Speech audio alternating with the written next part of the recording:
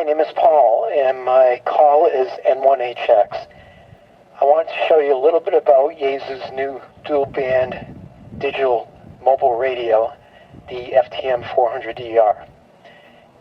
Right now, I am talking to you in FM, and the first thing I want to show you was the different qualities of voice that you can get between FM and digital.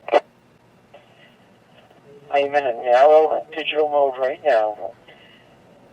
When I'm in this mode, it allows me to use voice as well as transmit data on my signal, so I can use group information, which would transmit my direction and distance from other stations, and I can also transmit data such as pictures that you can take with Yaesu's picture microphone. I am now in the wide voice mode, which is a really nice voice quality mode. This is something if you want to rack chew or just kind of hang out and talk with somebody, it's a really good mode to use. And now I am back on FM so you can see the difference. To me, the difference between FM and digital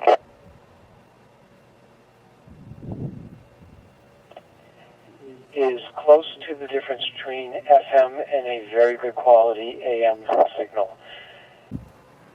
Now for a little bit about the radio itself.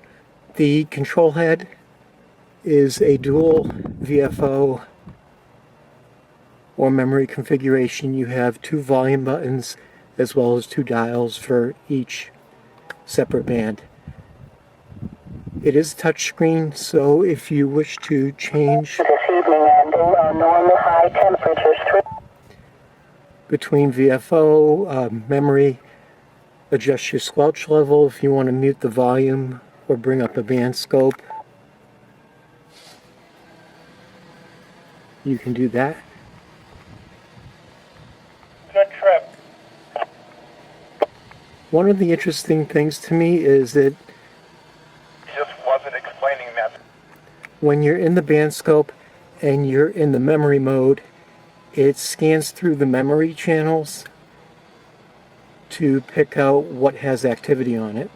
Some of the things you can do with the radio, and I'm not going into a lot of detail, this is more just to touch on the radio briefly for people that haven't seen it at all. The different displays. This is the compass display. With this you can pick waypoints and go back to them if you wish. You can tag yourself in a group or tag other hams with their radio in your group and track them, know their distance from you, and also the direction that they are from you.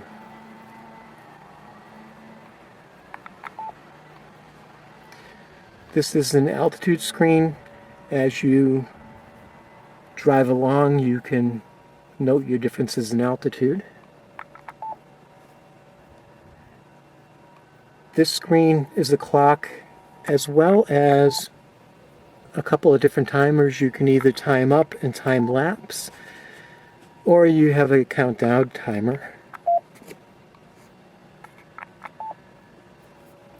This is the satellite screen. There is not really much you can do here other than look and see that you're actually getting information to your GPS so you can track. And then we're back to the VFO. If you hit the F key, you're able to get some of the functions that are just available on the radio. If you wish to look at a list of APRS stations, you can do that. And again, it's all touch, so if you just wish to key in on something that's of interest, you can touch it.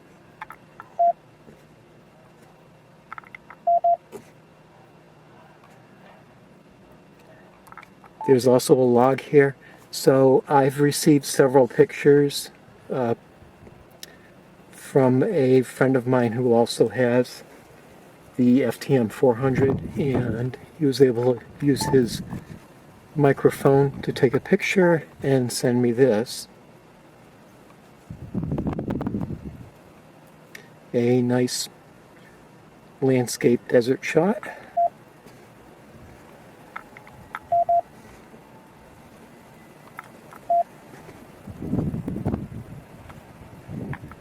You're able to use that button to get into the setup displays. There's a lot of setup menus on here. I'm not going to go into all of them, but you can pretty much do what you want to do with APRS. It has all the full functionality that you would expect. Yaesu included their cable to connect into your PC via USB, which is really nice. I was able to connect right into my PC, get onto Microsoft Streets and Trips, play around with the GPS. It's almost right out of the box, very easy to use. Where this radio really stands out for me is the digital functions it has, especially with the group mode. So to get into group mode, on a frequency in the band plan that I can use for digital signals, I touch the GM, and I have a FT-1DR, which is Yaesu's portable C4FM FDMA radio, and if I key the mic briefly, it brings up my call sign. Anyone else that is within radio range can also key in, and it'll bring their radio up on my screen. So if I touch that, my call starts to blink, and right now I am tracking that radio. What I'll be able to do with that information is go over to this screen, and my distance is 0, but it does show that I'm tracking my call sign or my handheld. And if I were, say, a half a mile away, I'd be able to actually drive right back to my radio and find it. For me, that's a nice feature with the off-roading that I do a lot. It's actually useful to kind of keep control. Tactically, right in front of you, you have visual confirmation of where your group is and kind of what direction and how far away they are. That's a nice feature. Now I have N7IYT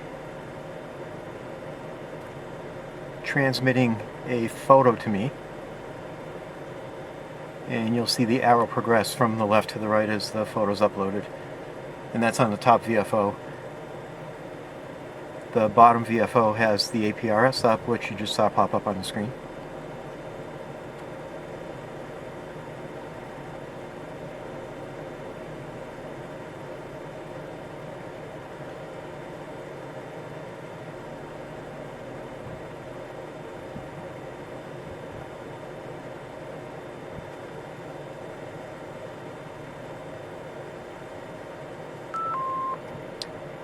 And it should load in a second.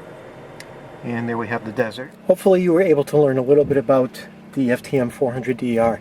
And on this final shot here, I just opened the camera up a little wider so you could see the size of the radio head in comparison to the ICOM IC7000. The screen is certainly a lot bigger. It's a lot more vivid than what the 7000 is. When I first got the 7000, I loved the screen. I almost hate it now. It almost looks washed out to me. That's how nice the screen is on the 400DR. So thank you for watching the video, and if you have any questions, please don't hesitate to ask.